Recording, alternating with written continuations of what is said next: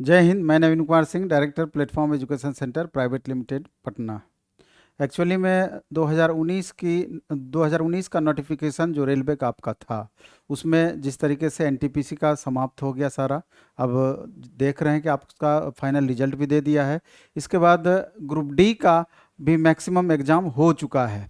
बहुत सारे अब ऐसे स्टूडेंट हैं कि जो कि टेक्निकल डिग्री लिए हुए हैं, अब वो इस उहापोह में बैठे हुए हैं कि जिनका बहुत सारे इसमें कई तरह कैटेगरी के बच्चे हैं, टेक्निकल बच्चे, जिनका कि आगे लक्ष्य है कि नेक्स्ट वैकेंसी, चूंकि 2024 में इलेक्शन होना है, सबको पता है कि अच्छी खासी संख्या में रेलवे में एएलपी टेक्नीशियन की वैकेंसी आ सकती है और अन्य पोस्ट की भी वैकेंसी आ सकती है। चूंकि ये वीडियो एएलपी से रिलेटेड है और ख़ास करके एएलपी में जिस तरीके से आप देख रहे हैं, इलेक्ट्रीशियन और वायरमैन ट्रेड वाले स्टूडेंट और इलेक्ट्रीशियन और वायरमैन ट्रेड वाले बच्चे कितने अलग अलग वैकेंसी को भर सकते हैं, उसका भी एक मोटा मोटी डिटेल से दिया गया है कि ALP, DRDO, Bihar state power holding company limited, technician, ISRO, SAIL, GAIL, UPPCL, NTPC, defence, भेल, ऑल पीएसयूज, इसके अलावा भी और बहुत सारे एग्जाम्स हैं। तो अब उनके लिए ये लोग प्रिपेयर होना चाहते हैं। तो इसमें कई तरीके के बात होंगे। इसमें एक ऐसे कैटेगरी के बच्चे होंगे कि जिनका कि जो कि पिछले बार भी दिए होंगे एग्जाम एलपी टेक्नीशियन का और अन्य भी एग्जाम्स का फॉर्म भरे होंगे, लेकिन कुछ एक मार्क्स से उनका नहीं हो पाया या कुछ एक मार्क्स से उनका फाइनल सिलेक्शन रह गया, वंचित रह गए। और दूसरे वैसे बच्चे होंगे कि जो कि लगातार अभी तैयारी में लगे होंगे, ट्रेड वगैरह की पढ़ाई कर रहे होंगे। तीसरे कैटेगरी के बच्चे होंगे जो कि इस बार पास आउट ही हुए होंगे। तो तीनों कैटेगरी का अपना अलग चलने का तरीका होना चाहिए। और चूंकि एक संभावना है कि 2023 के फर्स्ट क्वार्टर में कभी भी आपका वैकेंसी दे सकता है एलपी टेक्नीशियन का, और अच्छा खासा संख्या में ये वैकेंसी रहना है। चूंकि 2024 में इलेक्शन होना है और रेल मिनिस्टर के द्वारा ये घोषणा भी कर दिया गया है कि 1 साल के अंदर 1.5 लाख पहले चरण में हम वैकेंसी देंगे। उसमें सबसे पहला प्रायोरिटी आपका एलपी टेक्नीशियन का ही है। और अगर हम एलपी टेक्नीशियन को अच्छे से तैयारी कर लेते हैं एलपी टेक्नीशियन का, तो अन्य जितनी भी वैकेंसी के बारे में लिखा हुआ है, मेरे ख्याल से बिल्कुल भी उसके लिए परेशान नहीं होना पड़ेगा। और इसी तैयारी में आपका सारा अन्य एग्जाम्स के लिए भी तैयारी बेहतर होता चला जाएगा।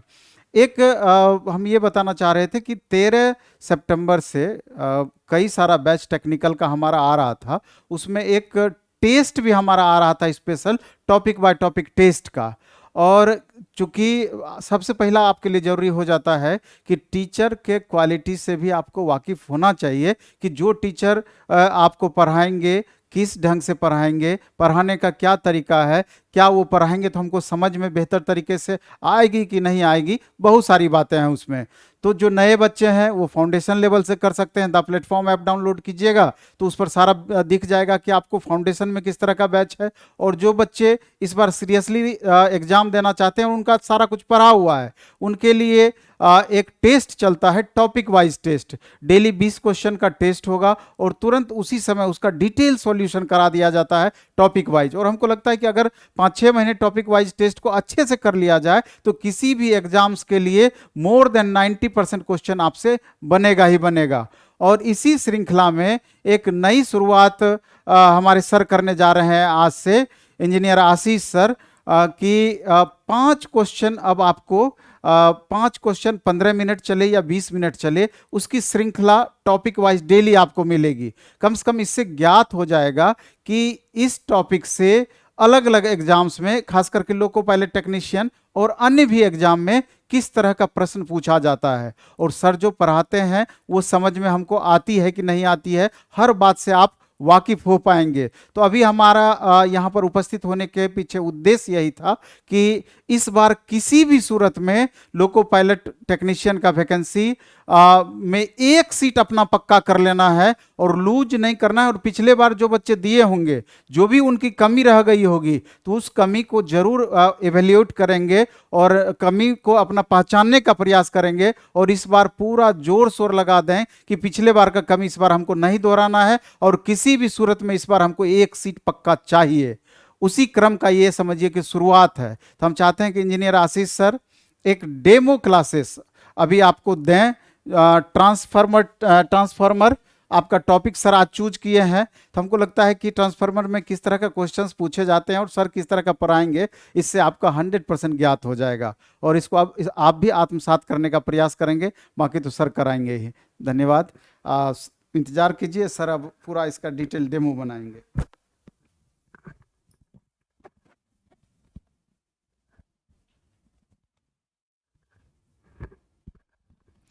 धन्यवाद सर।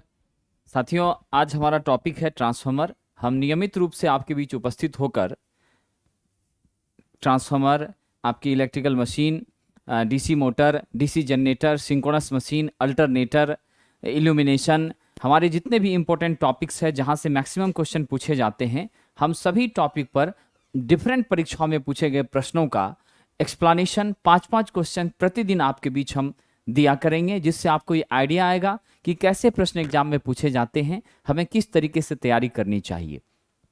एक महत्वपूर्ण बात जो हम आपको यहाँ पर बता दें, वो ये हम बताना चाहते हैं कि यह जो क्वेश्चंस आपके बीच यहाँ सामने स्क्रीन पर आ रहा है, ये क्वेश्चंस आपको कहाँ आया है? ये question Bihar state power holding corporation में पूछा गया है। कहाँ पूछा गया है? BSPHCL में पूछा गया है। ठीक है, तो आप इस बात को समझिए कि मैं यहाँ पर Bihar state power holding corporation में पूछे गए प्रश्न, आपको रेलवे में पूछे गए प्रश्न, ALP में पूछे गए प्रश्न, टेक्नीशियन में पूछे गए प्रश्न, उन सभी का डिस्कशन करूंगा। विशेष रूप से ALP के लिए हमारे जो साथी हैं या टेक्नीशियन के लिए, वो ITI वाले मित्र तो हमारे योग्य होते ही हैं, प्लस आपको डिप्लोमा इलेक्ट्रिकल इंजीनियरिंग वाले जो छात्र हैं उन्हें भी, और बीटेक इलेक्ट्रिकल इंजीनियरिंग वाले जो छात्र हैं वो भी, ये सभी इसके लिए क्या होते हैं? योग्य होते हैं। और ये वैकेंसी बड़ी मात्रा में आती है, तो वो भी यहाँ पर फॉर्म भर सकते हैं, इसमें कोई संदेह नहीं है।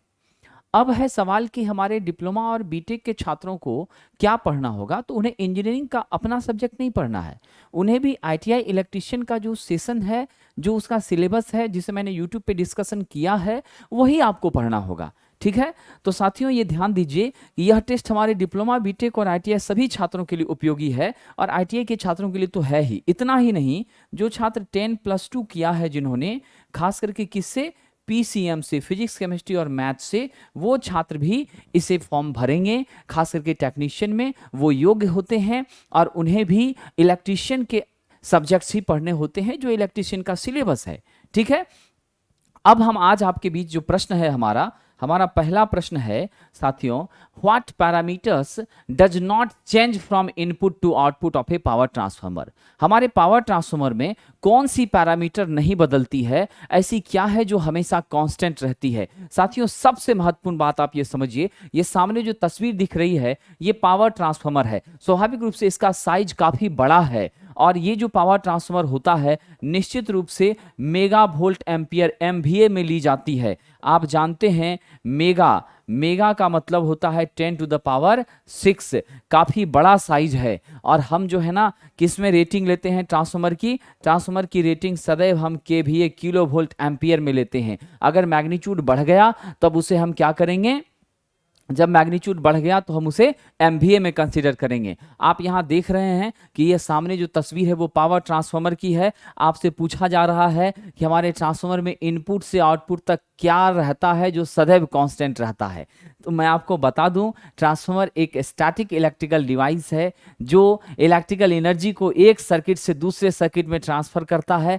ऐसा करने के दौरान वह फ्रीक्वेंसी को ऑलवेज कांस्टेंट रहता है। इट नेवर अल्टर्स और change the magnitude of frequency, या कभी भी फ्रीक्वेंसी को बदलता नहीं है साथियों। इसलिए राइट आंसर आपकी क्या हो जाएगी? फ्रीक्वेंसी हो जाएगी। भले आपके ट्रांसफार्मर की मदद से वोल्टेज आपका बढ़ घट जाएगा, यानी वोल्टेज V1 अगर कम है, ठीक, V1 अधिक है, V2 कम है, तो ये स्टेप डाउन हो जाएगा। ठीक है, क्या हो जाएगा? स्टेप डाउन हो जाएगा, यानी इनपुट ज्यादा आउटपुट कम। अगर आपकी, ध्यान दीजिए, V2 अधिक है और V1 कम है, तो ये क्या हो जाएगा? स्टेप अप हो जाएगा, इनपुट कम और आउटपुट अधिक हो जाएगी साथियों। ये यहां पर आप समझ लीजिए। तो अल्टीमेटली आपको क्या जवाब मिला? Transformer is a static device, it transfer electrical energy from one circuit to another circuit, but it always remains constant its frequency. It means frequency कभी भी बदलती साथियों नहीं है। ठीक है, चलिए अगले प्रश्न की तरफ चलते हैं।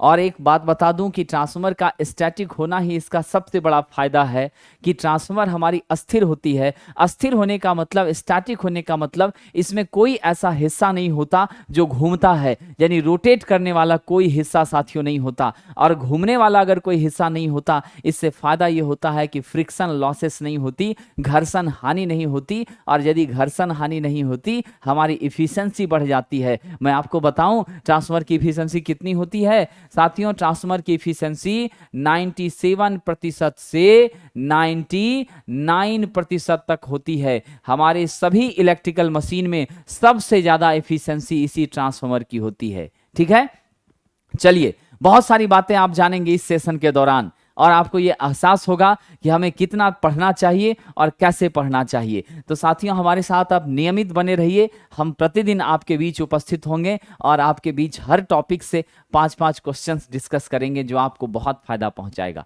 देखिए ये पहला प्रश्न, दूसरा प्रश्न है which one of the following is not a part of transformer. निम्न में कौन सा हमारे ट्रांसफार्मर का हिस्सा नहीं है। आइए पहला ऑप्शन है टैंक।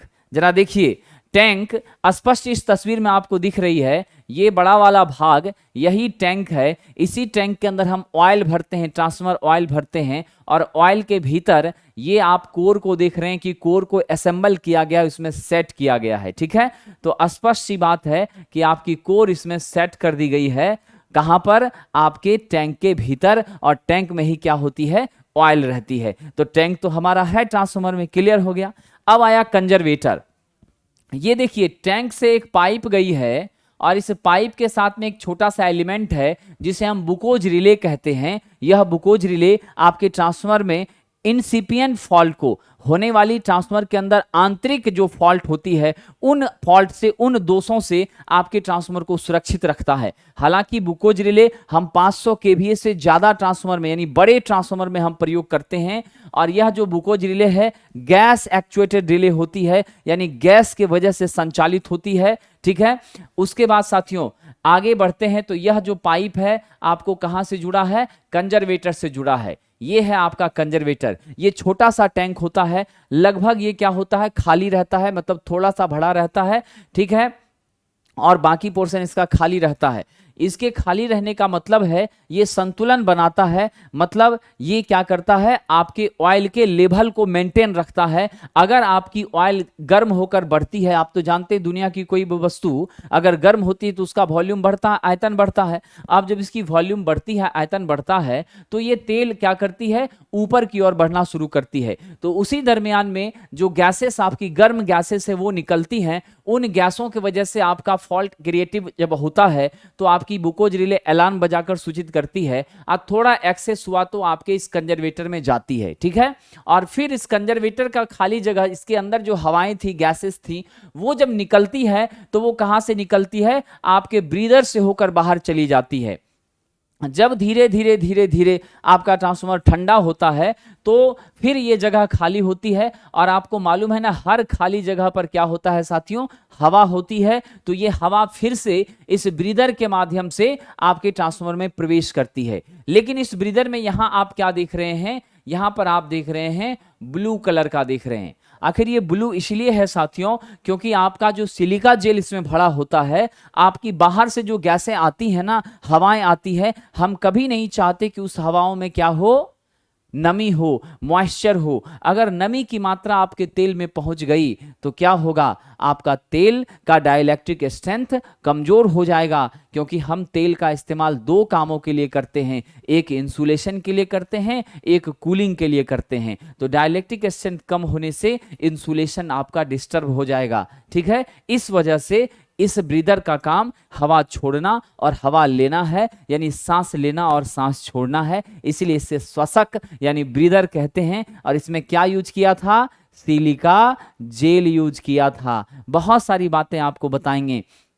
सिलिका जेल जो है इसका केमिकल फॉर्मूला होता है SiO2 होता है साथियों। ठीक है, और शुरुआत में इसकी कलर कैसी होती है? ब्लू होती है। धीरे धीरे यह क्या होती है? बैगनी। और जब इसका कलर कैसा हो जाता है? व्हाइटिश पिंक हो जाता है, तब यह मॉइस्चर को एब्जॉर्ब करने में सक्षम नहीं होता है। उस समय में इसे 50 से 200 डिग्री सेल्सियस पर गर्म करते हैं और तब जाकर के इसकी मॉइस्चर हटती है, फिर इसका यूज करते हैं। ठीक है, तो आपने देखा कि ब्रीदर भी इसका पार्ट है, आपका बुकोज रिले भी है, कंजर्वेटर भी है, टैंक भी है, यहाँ टेम्परेचर गेज है तापमान को मापने के लिए, ये बुशिंग है आपकी। ठीक है, बुशिंग अगर साइज छोटी है बुशिंग की तो वोल्टेज कम, साइज अधिक है तो वोल्टेज अधिक। बुशिंग के माध्यम से हम आउटर और इनपुट यानी इनपुट सप्लाई और आउटर जो आउटपुट में सप्लाई है वो दोनों टर्मिनल का कनेक्शन करते हैं ताकि ट्रांसफार्मर की बॉडी में करंट सर्कुलेट ना करे। ट्रांसफार्मर ऑयल इसके अंदर है, ये देखिए कूलिंग ट्यूब है, इसके अंदर तेल आकर के फैलती है और हवा से ठंडी होती है।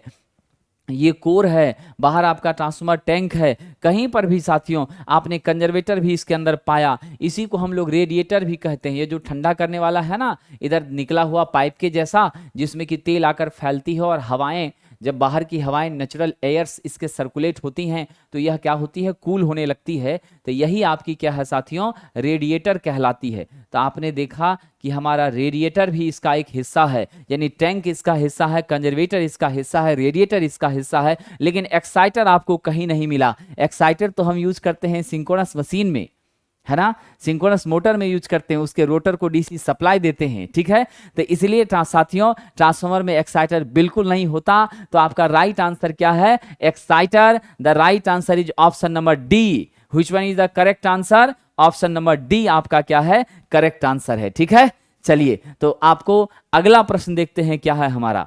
साथियों अगले प्रश्न पे जाने से पहले हम आपकी चर्चा कर दें, एक टेस्ट सीरीज हम आपके लिए शुरू कर रहे हैं जिसका नाम ब्रह्मास्त्र टेस्ट सीरीज है। यह टेस्ट सीरीज सभी तरह की परीक्षाओं के लिए उपयोगी है, ALP, DRDO, ISRO, BSPSCL, SAIL, GAIL, NTPC, सारे परीक्षाओं के लिए 1 साल तक ये टेस्ट सीरीज चलेगा, जिसमें रेगुलर मंडे टू फ्राइडे आपकी टेस्ट होगी 20 क्वेश्चन की, और आप उसका डिस्कशन हम आपको लाइव करेंगे। फिर आपको प्रीवियस ईयर के क्वेश्चन, लेटेस्ट क्वेश्चन, न्यूमेरिकल्स, जो परीक्षाएं सामने आ गई, डीआरडीओ आ गया तो उसके प्रीवियस क्वेश्चंस, उसके संभावित क्वेश्चंस, ये सब बताएंगे। सभी टेक्निकल परीक्षाओं का क्वेश्चन उसमें होगा। लाइव टेस्ट आपकी लेंगे, पीडीएफ भी आपको देंगे, और 5000 से ज़्यादा प्रश्नों का यह समागम है। साल भर यह चलेगा और यह आपके लिए बहुत मददगार साबित होगा। किसी भी तरह की परीक्षा को आप क्रैक करने के लिए यहां से मदद ले सकते हैं, और विश्वास रखिए कि क्वेश्चन इससे बाहर नहीं जाएगा। जिस क्वेश्चन में आप फंसते हैं वही आपको हम प्रैक्टिस कराएंगे। ठीक है साथियों, ये 13 तारीख से हमारा बैच शुरू हो रहा है। 499 रुपए इसकी फी है साल भर की। अगर मंथली आप खरीदते हैं तो 100 रुपए मंथली है। 1 से 2 PM के बीच में डिस्कशन अभी होगी। ठीक है साथियों, 1 से 2 PM के बीच में डिस्कशन होगी। नेक्स्ट मंथ से आपकी टाइम को हम सुटेबल ढंग से चेंज कर देंगे और इवनिंग कर देंगे। ठीक है, ऑफलाइन में ये 200 रुपए पर मंथ है, और ऑफलाइन में टाइमिंग है साथियों अभी 5 से 6 PM। ठीक है, चलिए आगे बढ़ते हैं, अगला प्रश्न देखते हैं। अगला प्रश्न है, capacity of transformer is generally expressed in. साथियों सदैव याद रखिए, ट्रांसफार्मर की कैपेसिटी, ट्रांसफार्मर की रेटिंग किस में ली जाती है, केवीए में ली जाती है। ठीक है, आपका के का मतलब होता है 1 किलो का मतलब 10 पे पावर 3 होता है। अगर वैल्यू ज्यादा है तो आप इसको मेगा करेंगे, और मेगा क्या हो जाएगा, 10 पे पावर 6 हो जाएगा। मेगा क्या हो जाएगा, 10 पे पावर 6 हो जाएगा। ठीक है, तो अब यहां पर सोचिए, किसी भी सिस्टम की रेटिंग, किसी भी डिवाइस की रेटिंग हम क्या करते हैं साथियों, किसी भी डिवाइस की रेटिंग आप याद रखिए, किसी भी डिवाइस की रेटिंग हम उसके लाइफ स्पैन के आधार पर लेते हैं कि वह डिवाइस टिकेगा कितना, उसमें लॉसेस कितनी हो रही है। तो जितनी ज़्यादा लॉसेस होंगी उसका एज उतना कम हो जाएगा, उसकी दक्षता उतनी कम हो जाएगी। तो हमारे ट्रांसफार्मर में 2 लॉसेस होती हैं। हमारे ट्रांसफार्मर में क्या होती है, हमारे ट्रांसफार्मर में 2 लॉसेस होती हैं। पहला आपका है आयरन लॉस, मुख्य रूप से पीआई कहते हैं। इसके 2 भाग हैं, hysteresis loss plus eddy current loss, और दूसरा लॉस होता है आपका कॉपर लॉस, पीसीयू कहते हैं। ठीक है, ये आपका वेरिएबल लॉस होता है। लोड के बदलने से यह क्या होता है, चेंज होता रहता है साथियों। लोड के बदलने से क्या होता है, यह बदलता रहता है। ठीक, तो ये दोनों लॉसेस में आपका पीआई और पीसीयू, आयरन और कॉपर लॉस, ये दोनों लॉस किस पर निर्भर करता है साथियों, ये दोनों लॉस आपके वोल्टेज और करंट पर निर्भर करता है। ठीक है, बोथ जो आपकी लॉसेस हैं वो किस पे डिपेंड करती है, वोल्टेज एंड करंट पर डिपेंड करती है। इसीलिए वोल्टेज का वोल्ट ले लिए और करंट के लिए यूनिट एम्पियर ले लिए, तो वोल्ट एम्पियर हो गया। मैग्नीट्यूड ज्यादा होता है इसीलिए केवीए लगा दिया, तो यानी कि केवीए, अब देखिए तो आपके ऑप्शन में केवीए है नहीं, किलोवाट है ये नहीं होगा, मेगावाट है नहीं होगा, केवीए आर। kVAR जो होता है ना, ये रिएक्टिव पावर का यूनिट होता है। क्या होता है? यह रिएक्टिव पावर का, प्रतिक्रियाशील शक्ति का, ठीक है, ये रिएक्टिव पावर का यूनिट होता है। और रिएक्टिव पावर का मान क्या होता है? इसे Q से सूचित करते हैं, ये VI sin फाई इसका मान होता है। क्या होता है? VI sin फाई, ठीक है। किलोवाट जो है आपका रेटिंग नहीं है आपके ट्रांसफार्मर का, किलोवाट आपकी एक्टिव पावर का क्या होता है साथियों? यूनिट होता है। एक्टिव पावर ये वो पावर होती है जो सही में आपके इलेक्ट्रिकल सर्किट में लॉस होती है, और इसका मान होता है मैथमेटिकली VI cos फाई होता है साथियों, ठीक है। अब वही किलोवाट को यदि ज्यादा वैल्यू का कंसीडर करना है तो मेगावाट हो जाएगा। MVA में हम लोग लेंगे किसका रेटिंग? ट्रांसफार्मर की रेटिंग को, क्योंकि आपको मैंने बताया कि KVA में लेंगे, अगर KVA नहीं दिया है तो MVA में लेंगे। बड़ा ट्रांसफार्मर, पावर ट्रांसफार्मर जो होता है, जिसको हम कभी भी कंज्यूमर के साथ डायरेक्ट नहीं जोड़ते हैं, वह हमेशा लोड के साथ ही जुड़ा होता है साथियों। तो वह जो आपका पावर ट्रांसफार्मर होता है, तो उसकी रेटिंग हम लोग कैसे लेते हैं? MVA में लेते हैं। कैसे लेते हैं पावर ट्रांसफार्मर की रेटिंग? MVA में लेते हैं। चलिए आगे बढ़ते हैं, अगला प्रश्न देखते हैं। In a transformer the copper loss at half load as compare to copper loss at full load will be. एक ट्रांसफार्मर में आधे भार पर जो कॉपर लॉस है वह फुल भार के हिसाब से कितनी हो जाती हैं, ठीक है। तो साथियों सदैव एक बात याद रखिए, हम लोग कॉपर लॉस को PCU से सूचित करते हैं। इसको अंग्रेजी में कहा जाएगा कॉपर लॉस। आपकी जितनी भी टेस्ट होती हैं सारी बाइलिंगुअल होती हैं, डिस्कशन भी बाइलिंगुअल होंगे, इसीलिए हमारे इंग्लिश मीडियम हिंदी मीडियम दोनों छात्रों को कोई तकलीफ नहीं होगी, ठीक है। तो चलिए PCU आपकी कॉपर लॉसेस है, और ये आप देखिए इसका मान क्या होता है? ये I² होता है। क्या होता है साथियों? यह आपका I² होता है। R आपकी क्या है? रेजिस्टेंस है। इससे क्या पता चला कि आपकी कॉपर लॉस समानुपाती होती है करंट के स्क्वायर के। It means copper loss is directly proportional to square of current. ये करंट के स्क्वायर की क्या होती है? समानुपाती होती है। अब देखिए इससे क्या बेनिफिट मिलता है, जब ये I² के समानुपाती होती है तो फुल लोड पर आपका लॉस दिया हुआ है, अब हाफ लोड पे कितना हो जाएगा? तो हमने मान लिया कि फुल लोड पे हमारी क्या है? PCU है। अब हम इसको हाफ लोड पे कंसीडर करते हैं, तो देखिए क्या होगा? हाफ लोड पर कॉपर लॉस 1/2 का whole square into full load पे कॉपर लॉस, ठीक है। तो 1/2 का स्क्वायर क्या हो गया? 1/4 गुना कॉपर लॉस कहां पर? फुल लोड पर। तो आप इसको क्या लिखिएगा? कॉपर लॉस फुल लोड बटा 4। यानी आपने क्या देखा? फुल लोड पर जितनी कॉपर लॉस होती है, लोड को हाफ करने पर 1/4 हो जाती है। समझ गए? अब आइए एक छोटा सा और यहीं से, यानी आपका आंसर क्या हो जाएगा? The right answer is which one? The right answer is option number D, यानी 1/4 हो जाती है। सदैव याद रखिए, अगर लोड आधी होगी, फुल लोड कॉपर लॉस आपकी है, लोड आधी होगी तो 1/4 आपकी लॉस हो जाएगी। इससे यह स्पष्ट होता है साथियों, अगर 1000 आपका फुल लोड पर कॉपर लॉस है, फुल लोड पर कॉपर लॉस कितना है? 1000 है, तो हाफ लोड पर क्या होगी? स्पष्ट आपका आंसर हो जाएगा 1000/4, यानी 250 वाट हो जाएगी। क्या हो जाएगी? 250 वाट आ जाएगी। इसलिए मैं विश्वास के साथ ये कह सकता हूं कि आपको बिल्कुल समझ में आया होगा। और ऐसे प्रश्न बराबर ALP में पूछे जाते हैं, टेक्नीशियन में पूछे जाते हैं, DRDO में पूछे जाते हैं, और आपको बिहार इलेक्ट्रिसिटी बोर्ड में भी पूछे जाते हैं। तो मैं आपके बीच उन्हीं सारे प्रश्नों को कल की क्लास में हम न्यूमेरिकल आपके बीच रखेंगे। जो नेक्स्ट वीडियो आएगा उसमें हम ट्रांसफार्मर पर बेस्ड न्यूमेरिकल आपके बीच रखेंगे। साथियों एक छोटी सूचना दे देते हैं, हमारी फाउंडेशन की बैच 0 लेवल से आ रही है, जिसकी ड्यूरेशन 6 से 8 महीने होगी, यानी कि आपको 8 महीने तक हम पढ़ाएंगे। साथियों आपको पर डे पढ़ाएंगे, मंडे टू फ्राइडे 1 घंटे की क्लास आपकी होगी। सैटरडे संडे में आपका क्या लेंगे? ध्यान रखिएगा, सैटरडे संडे में आपका हम डाउट को क्लियर करेंगे, आपका डाउट और डिस्कशन, आपके कंफ्यूजन्स को क्लियर करेंगे, आपकी प्रैक्टिस कराएंगे, ताकि आपका गारंटी के साथ रिजल्ट हो। रेगुलर क्लास होगी, थ्योरी तो पढ़ाया ही जाएगा, उस चैप्टर के सभी क्वेश्चन को क्लास में कराया जाएगा। प्रीवियस ईयर की प्रैक्टिस का सेशन चलाएंगे, जिसके लिए ब्रह्मास्त्र टेस्ट आपको मदद करेगा। स्टडी मटेरियल आपको PDF देंगे, बुक आएगा, बुक मिलेगी, ठीक है। बाइलिंगुअल आपकी क्या होगी साथियों? टेस्ट और बाइलिंगुअल पढ़ाई भी होगी। ये आपका विशेष रूप से एएलपी और टेक्नीशियन के लिए बैच है। इसकी टाइमिंग 6 से 7 है और ये बैच आपको 20 सितंबर से आ रही है। कब से आ रही है? 20 सितंबर से। ऑनलाइन फी है 999, ऑफलाइन फी है 3550। द प्लेटफॉर्म ऐप डाउनलोड करके आप वहां से ऑनलाइन कोर्स परचेज कर सकते हैं और ऑफलाइन में आप हमारे सेंटर पर आकर के हमसे पढ़ाई कर सकते हैं। ठीक है, चलिए साथियों आगे देखते हैं। हमारा आज का आखिरी सवाल है, Which of the following transformer will be largest in size?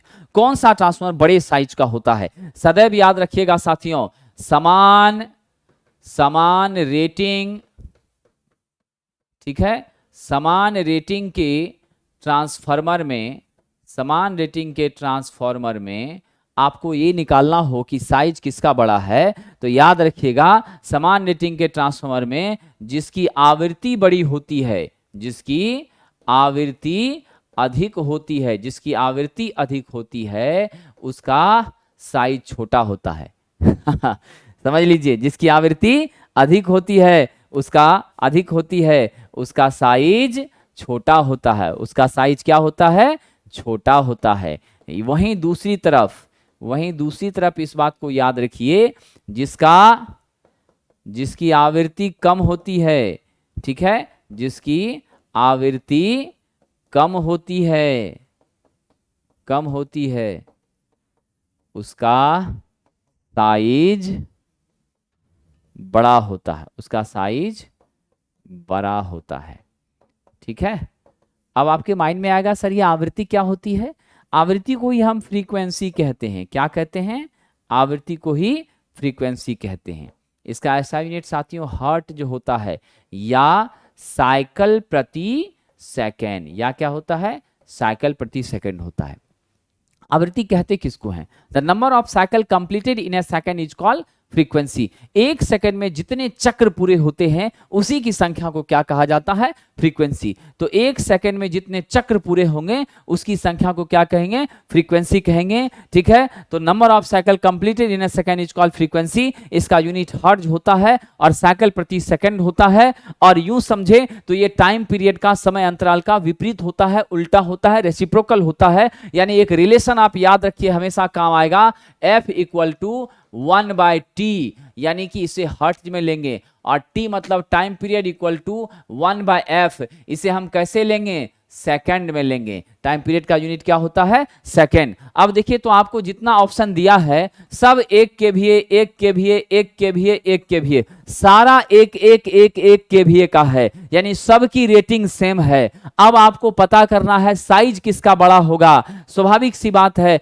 100 का आपका फ्रीक्वेंसी अधिक तो साइज छोटा, 60 उससे भी कम तो इसकी साइज इससे थोड़ी कम, 50 थोड़ी कम, लेकिन सबसे 50 का जो है ना इसका साइज सबसे छोटा होगा, ये थोड़ा बड़ा होगा, 50 वाला थोड़ा बड़ा होगा, 25 वाला सबसे कम फ्रीक्वेंसी है। तो क्या कहा था? फ्रीक्वेंसी कम तो साइज अधिक, अब फ्रीक्वेंसी अधिक तो साइज कम। तो अल्टीमेटली आपका राइट आंसर क्या हो जाएगा? ऑप्शन नंबर ए, यानी 1 kVA 25 हर्ट्ज का जो हमारा ट्रांसफार्मर है उसकी साइज क्या होगी? अधिक होगी, ठीक है। चलिए साथियों एक बात आपको बता दें कि अभी डीआरडीओ की वैकेंसी आई हुई है, हम उसके लिए फुल टेस्ट भी आपके बीच लेकर आ रहे हैं 20 तारीख से। और आपको मैं बता दूं कि लाइव क्लासेस आपको 1 ईयर की वैलिडिटी के साथ, अनलिमिटेड वीडियो एक्सेस के साथ, एएलपी हो, डीआरडीओ हो, टेक्नीशियन हो, बीएसपीएससीएल हो, Bihar state power holding corporation हो, इन सभी के लिए, डिफेंस, गेल वेल सेल के लिए हम regular Monday to Friday classes, topic wise theory and आपकी कंप्लीट डिटेल डिस्कशन, न्यूमेरिकल आपको क्लासेस के अंदर कराएंगे। और बायलिंगुअल में ये क्लासेस आपकी आ रही हैं। ये 20 सितंबर से लॉन्च हो रही है साथियों। 20 तारीख से ऑनलाइन ऑफलाइन ये बैचेज हैं आपको 999 में। ये वाला बैच जो है इसमें हम कम से कम आपको 35 चैप्टर पढ़ाएंगे, याद रख लीजिएगा। इसमें हम कितने चैप्टर पढ़ाएंगे? 35 चैप्टर पढ़ाएंगे। और एएलपी के दौरान आपको हम 33 चैप्टर पढ़ाएंगे एएलपी के दौरान। यानी आप एक बार जब पढ़ लेते हैं जीवन में दोबारा किसी एग्जाम में पढ़ने की जरूरत नहीं है, और आप प्रैक्टिस कर लेते हैं तो जीवन बदल जाता है। साथियों आप सभी के बीच हम रेगुलर उपस्थित होंगे और जो अच्छे क्वेश्चंस हैं उन सारे क्वेश्चंस का डिटेल लेकर आएंगे ताकि आप समझ पाए आखिर परीक्षा में पूछा क्यों जाता है। और ये जो आपका सेशन है ये आईटीआई के छात्र, डिप्लोमा के छात्र, बीटेक के छात्र, छात्र और यूं समझें तो हमारे 10+2 पीसीएम के छात्र जिनका सपना है टेक्नीशियन, जिनका सपना है एएलपी रेलवे ड्राइवर, उनके लिए यह बहुत ही महत्वपूर्ण सेशन है। आप हमसे जुड़िए और आनंद लीजिए क्वेश्चंस के साथ और उससे परिचय लेकर जीवन में आगे बढ़िए। द प्लेटफॉर्म एजुकेशन सेंटर, मुसल्लपुर हाट, पटना, ये हमारा कॉन्टैक्ट नंबर है जिस पे आप संपर्क कर सकते हैं। आपको डिस्क्रिप्शन में ऐप का लिंक दिया रहेगा। 20 वर्षों से आपकी सेवा में समर्पित है the platform. New app download करके हमारे कोर्स से आप हमसे जुड़ सकते हैं। बहुत बहुत धन्यवाद। आपके उज्जवल भविष्य की शुभकामनाएं।